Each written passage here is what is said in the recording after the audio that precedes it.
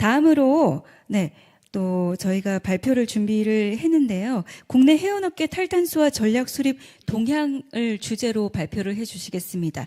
G마린 서비스 김태균 팀장님께서 발표해 주시겠는데요. 박수와 함께 앞쪽으로 모시겠습니다.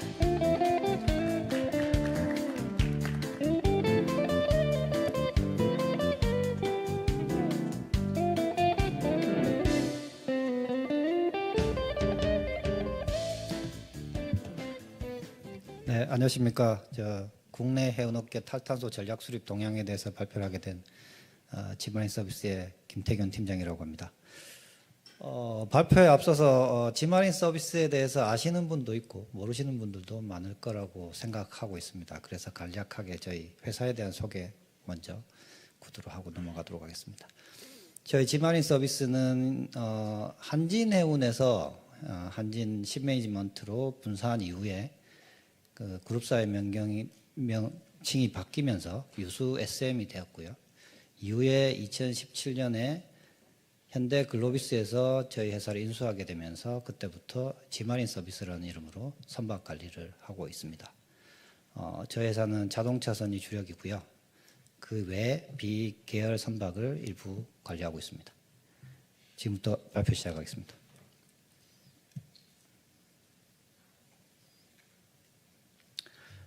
저는 이번에 탈탄소 전략 수립 발표에서 실제로 선사나 선박 관리사가 실질적으로 어떤 전략을 어떤 방식으로 수립하고 있는지 설명해 드리고자 합니다. 세 단계로 보실 수 있고요. 첫 번째로 온실가스 배출량을 분석하고 그 감축량 목표를 설정하고 이후에 운항적 조치나 에너지 저감 기술을 적용하는 부분, 대체연료를 어떤 대체연료를 적용해서 효과를 볼 수 있을 것인가, 그런 수단에 대한 부분, 1, 2단계를 통해서 감축 경로, 어떤 조치와 어떤 기술들을 조합해서 최적의 경로를 만들어낼 수 있느냐에 대한 부분, 그리고 그런 부분들이 비용 편익적으로 얼마나 효과적이냐로 결론을 내는 방식입니다. 첫 번째로 감축 목표에 대해서 말씀드리겠습니다. 감축 목표를 말씀드리려면 저희 관리 선박 현황이 먼저 우선돼야 될 것 같고요. 그래서 저희는 자동차선이 32척, 벌크선이 5척, VLCC가 3척, 그리고 컨테이너 선박이 2척, 총 42척을 관리하고 있습니다. 자동차선 같은 경우에는 16년 이상의 노후선이 3척, 그리고 10년에서 15년의 설령을 가진 선박이 13척, 그리고 5년에서 10년 설령의 선박이 16척 있습니다. 신조선에 가까운 5년 이하의 선박은 현재 자동차선 없는 상황이고요. 벌크선도 비슷하게 노선이 1척, 15년 이하가 1척, 5년에서 10년이 3척 관리되고 있습니다. VLCC는 비교적 신조선에 가까운 3척이 관리되고 있고요. 컨테이너 같은 경우는 저희 그리스 선주인 나비오스사라고 나비오스사의 컨테이너 2척을 현재 10년에서 15년 설령의 선박을 관리하고 있습니다. 여기서 보시는 것처럼 저희 관리 선박 구성에서 보시는 것처럼 친환경이라든지 LNG-DF라든지 이런 선박에 대한 선대 구성이 없기 때문에 저희랑 파트너십으로 있는 선주사들에서는 지금 보시는 것처럼 신조선을 계획하고 있고요. 현재 건조 중에 있습니다.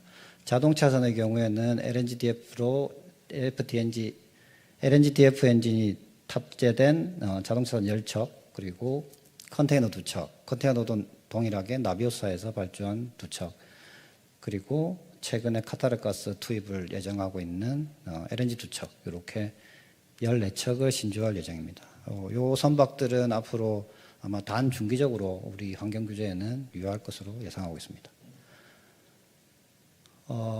분석 방법으로 저희 선대 총 CO2 배출량과 평균 선속을 비교해 봤습니다. 보시는 것처럼 2022년 이후에 2023년, 2024년으로 보시면 점진적으로 총 CO2 배출량이 감소하고 있는 것을 보실 수 있습니다. 하단에서 보시는 것처럼 선박 숫자가 다양한 이유로 줄어들긴 했습니다만은 전반적으로 CO2 배출량이 감소되는 것을 아실 수 있고, 반면에 선속은 증가했다는 것을 알 수 있습니다. 현재 최근 2, 3년간 해운 시향이 굉장히 호황이었고요. 호황에 따라서 선속은 일부 증가했음에도 불구하고 탄소 배출량이 줄어들고 있다는 것은 현재 저희 관리사에서 탄소 배출을 줄이기 위한 노력들을 시행하고 있다는 걸 뜻하고 있습니다. 그다음 선종별로 평균 선속을 비교해 보았습니다. 2022년도 기준에서 선속이고요. 현재 2024년 선속입니다. 보시면 자동차선을 제외한 컨테이너 벌크 VLCC는 같거나 소폭 증가한 것을 알 수 있습니다. 시향이 좁은 컨테이너는 선속이 훨씬 더 증가했고요. 자동차선의 경우에는 보시는 바와 같이 선속이 살짝 줄어든 걸 보실 수 있습니다. 이 부분은 저희 주력 선대이기도 하고 전통적으로 자동차선이 CI 레이팅에 안 좋은 선종이다 보니 지금 좀 선제적으로 선속 조정이 이루어지고 있다, 이렇게 이해하시면 되겠습니다. 실제로 타 자동차 선주사에 비해서 글로비스가 평균 1노트 이상 선속이 높은 상황을 유지하고 있습니다.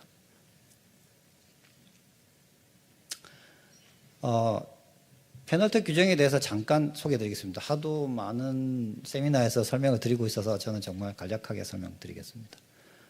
IMO 규정이고요. 현재 페널티가 발생하는 것은 우리 IMO 중기 조치입니다. IMO 중기 조치는 기술적 조치와 경제적 조치가 있고요. 여기서 보시는 GFS는 우리 퓨어리우 마이타임처럼 우리 연료에 대한 전주기에 따른 탄소 배출량을 계산해서 부과한다는 방식이고, 아까 김영선 팀장이 말씀하신 것처럼 풀을 이용해서 선박 간의 초과 배출량에 대한 부분을 쉐어할 수 있는 부분, 그리고 경제적 조치로는 탄소세, 그리고 배출권을 사고 파는 방식의 조치를 얘기하는 겁니다. EU ETS 같은 경우는 IMO랑 다르게 로컬 규정으로 규정할 수 있고요.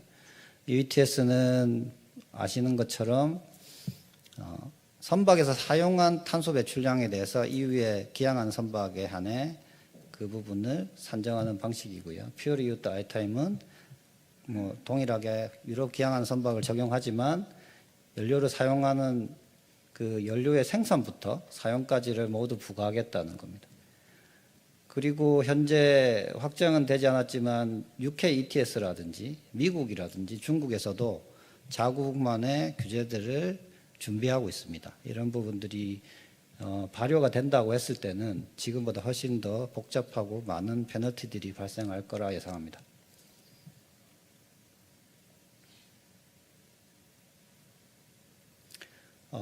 저희 선대를 기준으로 해서 예상 페널티 규모를 EU MRB랑 IMDCS를 비교해서 분석해 봤습니다. EU ETS의 연간 코스트와 보시면 EU MRB 2022년 EU MRB에 이 26척이 적용되고요. 이 선박이 배출하는 탄소에 따른 연간 코스트가 이렇게 1,000만 불 정도 됩니다.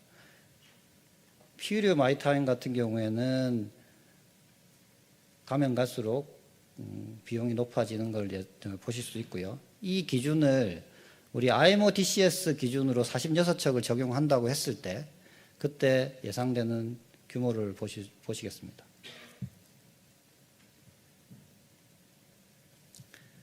보시는 것처럼 EU ETS나 퓨리얼 마이타임으로 저희가 많은 집중을 하고 있지만 IMO 중기 조치가 만약에 EU ETS 기준과 동일하게 간다고 했을 때는 아주 천문학적인 비용이 발생한다는 것을 보실 수 있습니다. 현재 모회사인 글로비스에서는 IMO의 목표인 2050년보다 5년 앞당긴 2045년을 목표로 하고 있습니다. 그래서 저희 관리사에서도 이 부분을 달성하기 위해서 열심히 같이 노력할 예정입니다.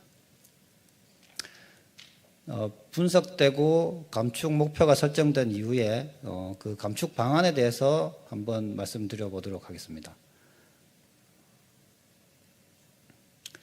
실질적으로 저희 지금 적용하고 있거나 적용할 확률이 높은 부분들만 선별한 부분입니다. 첫 번째로 운항적 조치가 있고요. 운항적 조치는 다들 아시는 선속, 감속, 선속을 강제적으로 감속시킴으로 해서 CO2 배출량을 줄이는 방법이 가장 대표적일 수 있습니다. 그리고 고성능 방호도료, 저마찰 도료는 지금 많은 선박들이 사용하고 있고요. 그리고 세 번째로 바이오연료. 바이오연료 같은 경우는 저희 당사에서는 아주 적극적으로 사용하고 있고 이 부분은 뒤에서 한번 또 설명드리도록 하겠습니다. 그리고 ESD 1, 2가 있는데 ESD는 에너지 저감 설비에 대한 얘기고요. ESD 1은 비교적 저희가 쉽게 적용할 수 있는 부분들, ESD2는 신조가 아니면 운항사에서는 적용하기 어려운 부분들로 나누어 놨습니다. 그리고 여섯 번째는 대체연료를 사용하는 엔진 탑재에 대한 부분들. 이 부분도 신조 적용 외에는 좀 적용하기 어렵다고 예상합니다. 그리고 OCCS, 현대상 HMM 같은 경우 OCCS를 지금 테스트하고 있는 과정에 있는데 저희 회사에서는 OCCS는 아직 조금 더 지켜봐야 된다고 판단하고 있습니다. 하단에 보시는 것처럼 적용하는 선박들이고요. 아까 말씀드린 것처럼 이 선박들은 신조선에 적용될 예정인 부분들입니다. 운항적 조치의 경우에는 저희 데이터 분석이 제일 먼저가 선행돼야 됩니다. 그래서 선박별로 화물량을 얼마나 싣고 다니는지, 공선의 기간은 얼마나 긴지, 그리고 항해와 정박이 어떤 비율로 이루어지고 있는지 이런 부분들을 데이터화하고 구조화해서 거기에 따른 운항 패턴을 분석하는 게 필요합니다. 그래서 실질적으로 디자인 대비 연료 소모량이 많은지 작은지, 그리고 발전기나 보일러 연료 소모량은 얼마나 되는지 등을 확인해서 저희 당사 자동차선을 기준으로 했을 때 C 레이팅을 목표로 하고 있고요. 그 C 레이팅을 위해서 감속 운항을 한다든지 다른 조치를 한다든지, 그리고 CI 레이팅을 지속적으로 모니터링하면서 계속적으로 그런 감속 운항 조치 같은 것들을 업데이트하는 방식이 될 수 있습니다.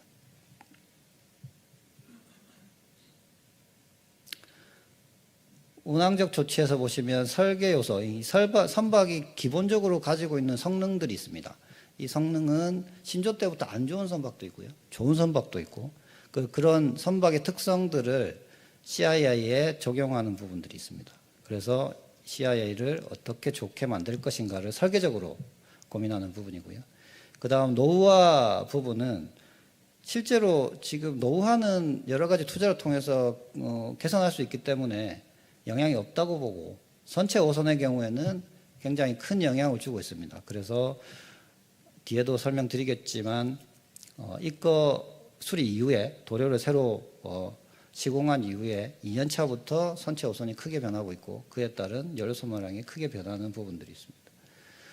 그리고 해상 상태에 따라 선박별로 해상 상태가 안 좋은 지역을 운항했을 경우에, 그리고 또 그 조류에 따른 효과들이 악영향을 주는 경우에 이런 부분들을 검토해야 되고, 최근에는 이런 부분들을 회피하기 위해서 항해 최적화 기술이 다양하게 지금 개발되고 있습니다. 그래서 항해 최적화 기술도 당사에서는 여러 솔루션들을 지금 비교 검토 중에 있습니다. 그리고 자동차선이나 지금 체선이 심한 선종들 같은 경우에 이 부분이 좀 CI 레이팅에 많은 악영향을 주고 있는데요. 실제로 정박기간, 앵커링 묘박기간도 정박기간으로 포함시켜 볼 수 있고, 그런 경우에는 20% 이상의 항해기간을 가진 선박들은 더더욱 그 CI 레이팅에 영향을 주기 때문에 따로 식별해서 관리할 필요가 있습니다.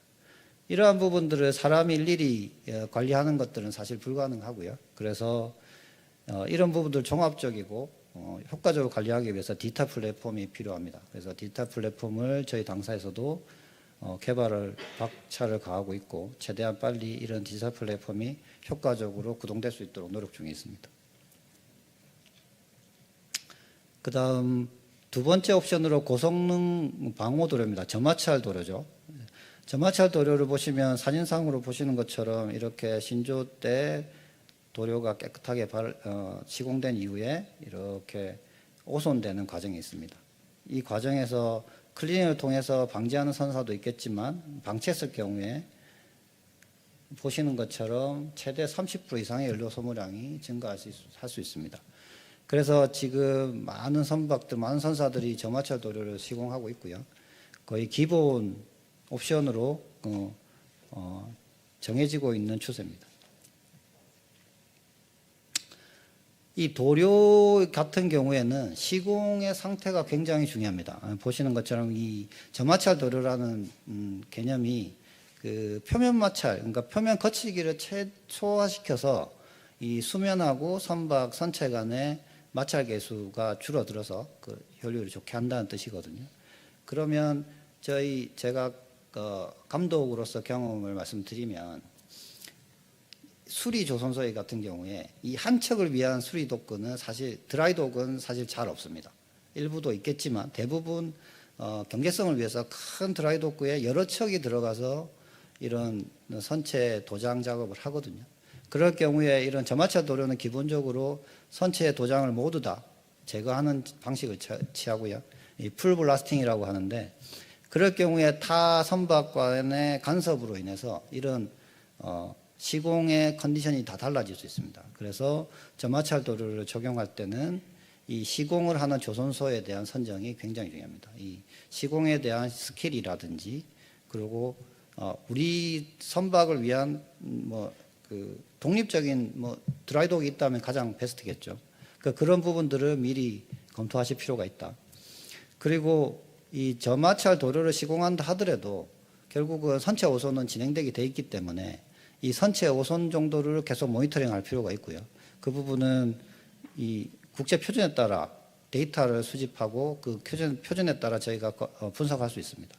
그렇게 해서 그 분석된 데이터를 기반으로 플랜을 수립하고 주기적으로 클리닝을 한다든지 이런 식으로 해서 저마찰 성능을 계속 유지할 필요가 있습니다. 실제로 최근에는 이 클리닝 부분이 이제 사람 다이버가 이 수작업을 했을 경우에 이 선체 도료에 대한 그 마모도가 심해지기 때문에 최근에는 로봇을 이용한 클리닝이 많이 개발되어 있고요. 다양한 회사들이 지금 서비스를 제공하고 있습니다. 다만 그럴 경우에도 급격한 망곡부나 이런 부분들은 로봇이 적용되지 못하기 때문에 사람에 의해서 프로펠러라든지 이런 부분들은 사람에 의해서 지금 클리닝되고 있습니다.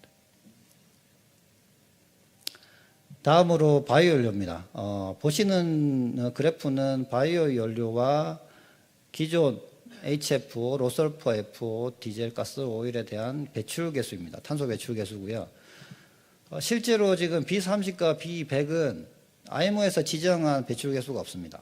여기서 보시는 FO 계열과 디젤 오일은 배출 계수가 지정되어 있지만 바이오 오일은 지정되어 있지 않고요. 이 부분은 저희 당사에서 사용한 바이오 오일에 대한 구성을 분석해서 실제로 이 정도 개수가 나온다는 평균치를 적어 놓은 겁니다. 그래서 실제로 B100 같은 경우는 이런 개수가 나온다는 것을 모르는 선사도 아마 많을 걸로 예상합니다. 보시는 것처럼 B100을 사용했을 경우에 HFO 대비 5배 이상의 배출 개수의 효과를 볼 수 있습니다. 실제로 저희 회사에서는 B30을 연초에 사용을 시작으로 현재 B100을 적극적으로 사용하고 있습니다. B100 사용 바이오 연료 사용 경험을 그래서 한번 소개해 드리고자 합니다. 캐슈넛 껍질은 아니고요. 캐슈넛 껍질 오일인데 캐슈넛 껍질 오일이 포함됐을 경우에 실제로 보시면 올해 3월에 로테르담 지역에서 생산된 이 바이오 연료에 캐슈넛 껍질 오일이 포함되면서 우리 인젝션 펌프라든지 그다음 노즐 쪽에 마모가 생겨서 이 부분 때문에 선박이 정상적으로 나가지 못하는 케이스들이 발생했습니다. 그래서 바이오 연료를 공급을 받아야 되는 선사들에서는 이 공급 계약을 체결할 때 캐슈넛 오일이 포함되지 않도록 계약서에 꼭 명시할 필요가 있습니다. 그다음 바이오 연료가 가진 특징 중에 이 발열량이 낮은 부분이 있습니다. 발열량은 현재 그 공급사 쪽에서 제공하는 것보다 이렇게 ASTM DS240이라는 테스트가 있고요. 이 테스트를 통해서 정확한 순 발열량을 저희가 확인할 수 있습니다. 그렇게 확인된 발열량이 만약에 38메가줄/kWh 이하일 경우에 특히 기계식 엔진에서는 출력 저하가 발생할 확률이 높습니다. 어떤 환경에서냐면 황천항일 때, 그래서 순간적으로 로드를 끝까지 이렇게 올라가야 될 상황에서 지금 발열량이 낮다 보니까 엔진이 그만큼 출력을 못 내고, 그러다 보니 예상하는 스피드보다 5노트 이상 낮게, 그래서 황천항일 때 실제로 훨씬 더 어려워지는 상황들이 발생하고 있습니다. 바이오연료도 마찬가지로 HFO처럼 잔사유와 정류유 계열이 있습니다. 잔사유 계열은 점도가 비교적 높아서 히팅을 해야 되고요. 가열을 써야 되고요. 정류유 계열은 가열이 필요 없는 점도가 낮은 그런 바이오연료입니다. 그래서 이런 바이오연료를 제공할 때 선박에다가 이런 계열에 따른 가이드를 충분히 사전에 제공을 해야지만 이런 사용상의 문제로 인한 선박의 운항정지라든지 이런 부분들을 예방할 수 있습니다. 그리고 이런 잔사유 계열 중에서도 연료 특징이 독특한 바이오연료들이 있고요. 그래서 청정을 해야 되거나 조금 더 높은 온도로 가열해야 되는 상황들이 있습니다. 그래서 이런 부분들은 우리 기존의 연료처럼 연료의 분석을 통해서 식별하고 선박에다 가이드를 해야 되고요. 그런 게 안 될 경우에 연료 안에 있는 파라핀 왁스들이 석출되면 이 부분들이 필터를 막게 됩니다. 필터를 막으면 연료 공급이 끊기게 되고, 그러면 일시적으로 엔진을 못 쓰는 상황까지 올 수 있습니다. 다음으로 연료 저감 기술 중에 하나인 EPLO입니다. EPLO는 엔진 파트 로드 옵티미제이션입니다. 엔진 부분부와 최적화라는 말이고요. 이 뜻은 보시면 원래 디자인적으로 이런 그래프로 그 연료 소모량이 디자인되어 있다고 하면 엔진이 이 부분을 선사가 원하는 부분, 그러니까 이 특정 선박이 가장 항해를 많이 하는 로드를 지정을 해서 그 지정된 로드에 엔진을 튜닝을 시키는 겁니다. 그래서 이 로드에 최적화되게끔, 원래는 이 로드에 최적화됐다 하면 이 부분을, 왜냐하면 지금 손속 감소를 해야지 연료가 줄어들기 때문에 그 부분은 취해야 되고요. 그럴 경우에 연료 효율이 안 좋아지는 효과가 나타납니다. 그래서 이 부분을 보상하고자 이런 식으로 엔진 튜닝을 할 수 있습니다. 이 부분이 EPLO고요. 그렇게 해서 보시면 이론적으로 최대 7g까지 절감이 가능하다고 볼 수 있습니다. 이 부분도 즉시 효과를 보는 전마찰 도료랑 같은 부분이고요. 다양한 선사에서 이 부분을 고려 중에 있고 시행한 선박들도 일부 있는 걸로 알고 있습니다. 엔진 튜닝만 보면 프로그램만 업데이트하면 됩니다. 그래서 운항 중단이라든지 이런 게 필요 없고, 해상 이게 엔진 개조가 없었기 때문에 해상 시운전도 필요가 없습니다. 그렇지만 조금 더 엔진 연료 소모량을 최적화하기 위해서 터보차저 리매칭이라는 작업까지 추가될 경우에는 녹스 발생량에 대한 부분을 다시 산정해야 되기 때문에, 그럴 경우에는 이런 해상 시운전이 필요하고요. 그리고 이 공사 기간이 비교적 길기 때문에 입거 기간에 시행해야 되는 단점이 있습니다. 다만 조금 더 연료 소모량은 더 줄일 수 있다, 이런 장점이 있습니다. 두 번째로 LED 조명인데, 일반 선종하고는 다르게 저희 주력이 자동차선이고요. 자동차선은 화물창에 약 2,000개 형광등이 설치되어 있습니다. 그리고 형광등 2,000개를 LED로 교체했을 경우에 유지 비용을, 연료 소모량이나 램프 교체, 형광등 같은 경우에 자동차선의 형광등은 진동이나 이런 부분 때문에 육상하고는 다르게 아주 소모가 빠릅니다. 그래서 그런 유지 비용을 포함해서 계산해 봤을 때 약 4.7년의 페이백이 나옵니다. 그래서 저희 당사에서는 입거 기준으로 이런 선박들을 전부 다 전체 LED로 교체하는 작업들을 하고 있고요. 그래서 보시면 4.7년 잔여 수명이 4.7년 이내인 경우에는 페이백에 대한 개념이 안 나오기 때문에 제외하고, 나머지 선박들은 이런 과정을 통해서 설치를 하고 있고, 실제로 이렇게 LED를 설치했을 경우에 선원들이 가지는 그 유지 보수에 대한 업무로드가 매우 경감됩니다. 이게 한 달에 몇백 개를 교체해야 되는 그런 상황들이 오거든요. 그래서 연료 저감뿐만 아니라 이런 선원들에 대한 업무 로드도 경감할 수 있는 효과가 있다.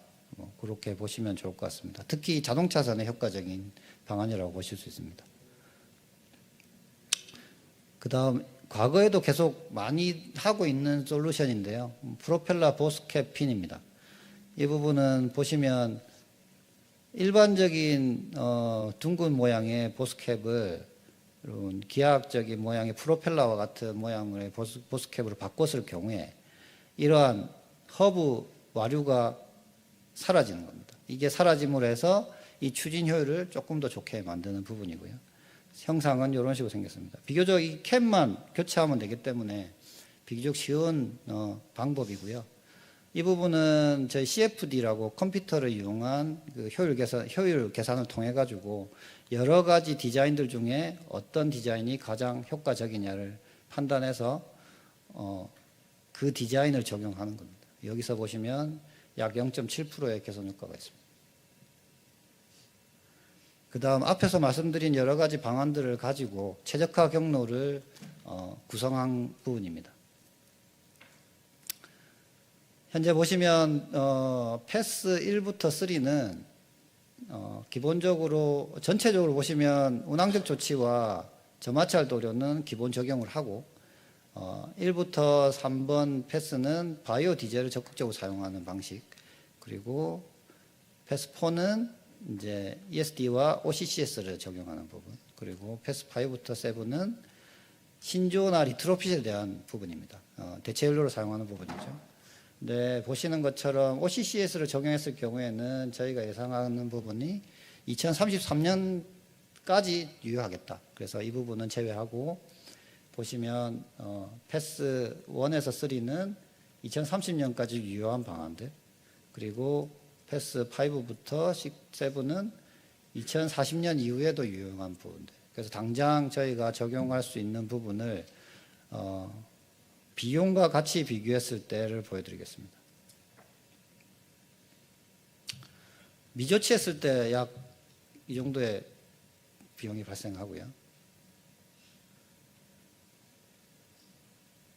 패스별로 저희가 예상하는 비용들을 산정해 보았습니다. 보시는 바와 같이 대체 연료를 사용하기 위한 리트로핏이 적용됐을 경우에는 비용이 많이 증가하는 것을 보실 수 있고요. 그래서 저희는 현재 가장 비용적으로 저렴한 패스 3가 운항적 조치와 저마찰 도료 적용, 그리고 아까 말씀드린 EPLO, LED, PBCF 이런 부분들을 적용한 ESD, 에너지 절감 첫 번째 전략, 그리고 바이오 디젤을 조합해서 앞으로 2039년까지는 대응하겠다라는 내용입니다.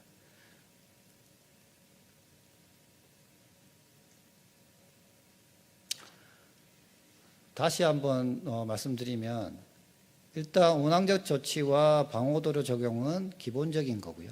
거기에 이 설령별로 ESD를 에너지 저감 설비를 어떤 식으로 선별해서 적용할 것인가, 그 이후에 이제 바이오연료를 사용할 것인가, DF 우리 대체연료 엔진을 탑재할 것인가. 이 대체연료 탑재 같은 경우는 신조에 대한 얘기고요. 바이오연료 같은 경우는 운항선에 더 가까운 얘기가 될 겁니다. 그래서 최소 비용과 최대 목표를 달성해 보겠다라는 최적화 경로의 그 결과입니다. 아까도 말씀드렸지만 바이오연료를 적극적으로 사용하려면 지속 가능해야 됩니다. 현재는 수요에 비해서 공급이 수요가 아직 많지는 않지만 공급도 많지 않기 때문에 쉽지 않고요. 그렇지만 앞으로 바이오연료에 대한 수요가 폭증한다고 했을 때 거기에 대한 지속 가능한 공급이 과연 가능할지, 그래서 이 부분은 미리 선사마다 선점해야 되는 그런 지금 과제에 놓여 있습니다. 그리고 운항선들이 DF 엔진으로의 전환이 가능한지 아니면은 아예 신조로 대체를 해야 되는지 이런 부분도 고민해 봐야 되고요. 이러한 최적의 수단들이 언제 적용돼야 되는지, 적용 시기가 늦어지게 되면 거기에 따른 페널티가 또 부과되니까 그런 부분들을 저희가 면밀히 살펴봐야 된다라는 내용입니다. 요약해서 말씀드리면 저희는 선박별로 맞춤형 탈탄소 전략을 수립하고 있습니다. 그래서 2045년까지 넷제로를 달성하기 위해서 개별 선박별로 목표를 설정하고 있고요. 운항적 조치를 통해서 운영 효율성을 향상시키고 이 부분을 최적화하기 위해서 디지털 플랫폼을 적용할 예정입니다. 그리고 현재 나와 있고 앞으로 나올 에너지 저감 기술에 대한 적용을 꾸준히 검토할 거고요. 그리고 지속 가능한 바이오 연료에 대한 공급 확대, 그리고 대체 연료 엔진에 대한 전환 등을 검토하고 확보할 예정입니다. 그리고 경제성 평가를 통해 최적의 옵션을 채택할 예정입니다. 다음으로 앞으로 아주 가능성이 높다고 볼 수 있는 암모니아라든지 OCCS 기술도 꾸준히 모니터링하고 저희 선대에 적용할 수 있도록 노력해 보겠습니다. 그리고 탈탄소 전략을 수립만 해서는 의미가 없고요. 이 부분이 계속 연속성 있게 갈 수 있도록 이 전략을 계속 업데이트하는 그런 계획을 가지고 있습니다. 앞으로 지마린 서비스는 탄소 배출을 위해 지속적으로 노력하고 있고 또 진정성 있게 친환경 사업에 또 동참하도록 하겠습니다. 이번 발표를 마치겠습니다. 네, 고맙습니다. 국내 해운업계의 탈탄소화 전략 수립 동향을 주제로 또 김태균 팀장님께서 발표를 해주셨는데요. 네, 탈탄소 배출을 위해서 노력하시고 있는 부분을 정말 잘 들었습니다.